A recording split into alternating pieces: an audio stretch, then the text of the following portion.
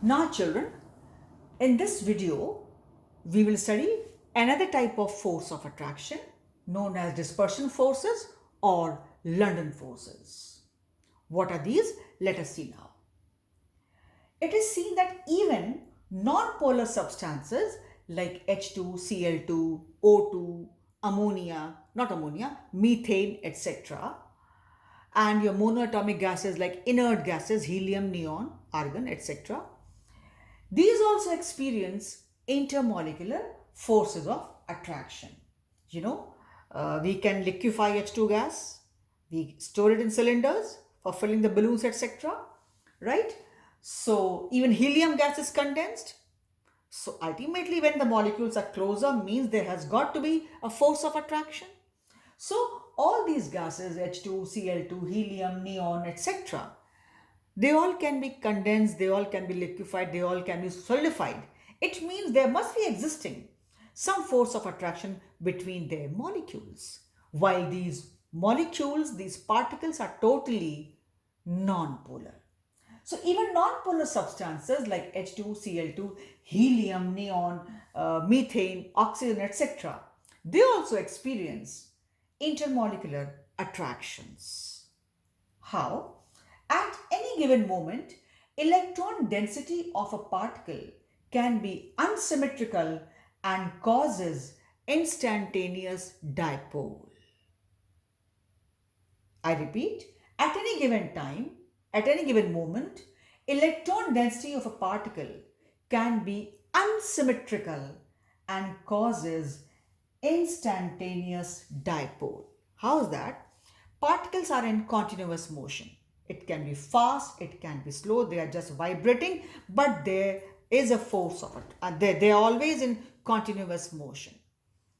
They are not totally, their motion has not totally ceased. That happens, the movement of the particle stops only at absolute zero. Otherwise, there is some or the other movement, slow, fast, whatever. So, children, when these particles are vibrating or moving, right, in continuous motion, so while doing so, it is assumed that there develops a kind of polarity. How? Either the nuclei gets displaced towards one side or electrons get displaced slightly towards the other side. So this is how slight displacement either of the nuclei or electrons takes place when they are in continuous motion. So when either nuclei has slightly shifted, got displaced, or electrons have got displaced, so what happens? One side of the particle, which is here molecule or atom, because we have inert gases, they all are monoatomic gases, so here it is atom or monoatomic molecule.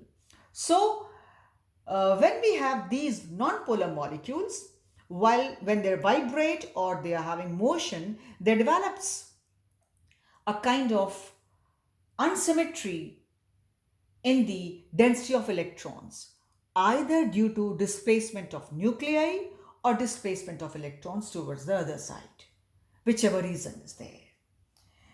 So one side becomes positive, other side becomes negative. So this causes instantaneous dipole, right?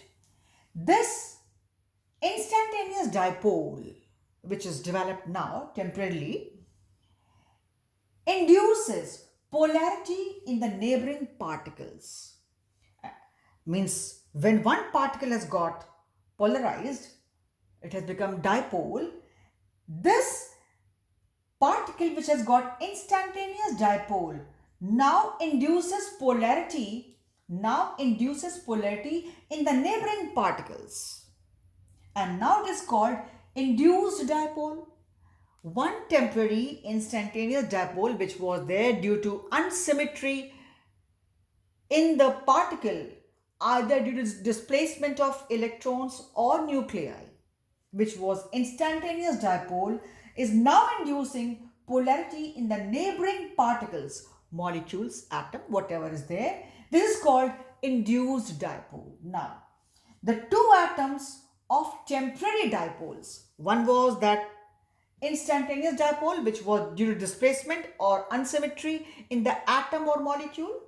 And now the other one, other dipole, which is induced dipole because of the previous one, instantaneous dipole. So the two atoms of temporary dipoles now attract each other. This is all assumption, children, and they are known as London forces, or call it dispersion forces. They are very weak forces, very weak forces. You know, these H2Cl2, etc., they mainly prefer to exist in the gaseous form. These are very weak forces. I would say rather, out of all the van der Waals forces of attraction, or van der Waals forces, these dispersion forces or London forces are the weakest type of van der Waals forces. Children, these are electrostatic in nature, not electrostatic forces, because they are chemical forces. These van der Waals forces are much weaker than chemical forces. But these all are, you can see, between positive and negative. So they all are electrostatic in nature. And children, the nature of these forces defines many structural features to the compound, to the molecule, will it be liquid, solid, or gas, right? Plus their other physical properties. If they are stronger, then they will have higher MP and BP. If they are weaker, then they'll be having lower MP and BP. So you see, these van der Waals forces are very important, but they are weaker than true chemical forces, means the chemical bonds. They are electrostatic in nature, but not purely electrostatic forces, because these are not purely chemical bonds or chemical forces. These are just the physical forces.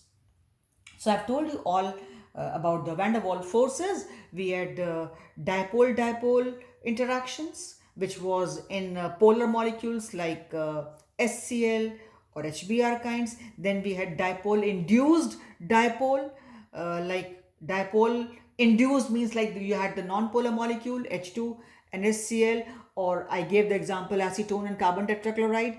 Then you have ion dipole interaction. It was like NaCl we had put in water. So around Na, all O of water were coming. Water was arranging in such a way so that the O's were going closer to your Na. Or it can be ion induced dipole interaction, like in presence of nitrate ion, I2 molecule develops polarity and then they get attracted. So this was there. And the weakest and the last was dispersion forces or van der Waals forces. These were there. Children, we have one more type of forces because they are also merely forces of attraction, but they are not van der Waals forces, and that is hydrogen bond, which we have already studied. And I told you that is also not a purely chemical bond, merely a force of attraction between H atom and the highly electronegative atom. So that's how we have seen all types of van der Waals forces which exist between the gaseous particles, gaseous molecules. Why I say particles? Because most of the gases are diatomic, ozone triatomic, and they can be even polyatomic. But we do have monoatomic gases like inert gases, helium, neon, argon. That's why I say particle. Because some they say inert gases, it's an atom or molecule. What should I call? You can call both. The right word is they are monoatomic molecules. But people say no, they are not just one atom, so why not atom? That's why I'm saying particle. So we have seen all types of van der Waals forces. Children, we just were supposed to have an idea. So if they give you an example, you should be able to relate what type of forces will be there, right? Otherwise, they will not ask you to define these forces, those forces. You just were supposed to have some idea. So I've told you about, because the chapter is states of matter, and those states of matter depend upon the intensities, the magnitudes of these forces of attraction between the particles, the molecules of the substances, whichever state they are existing in, whether it is liquid or solid or gas. And in this chapter, we have to study for gases mainly. So I told you how they are in between the gaseous molecules. So this is all for the forces of attraction. It was just for an idea. We had to know. It's a part of syllabus. But yes, nothing to worry much about. Have an idea, know it. But there are many more things to be taught in this chapter which are more important. So this is all for today. Thank you, children.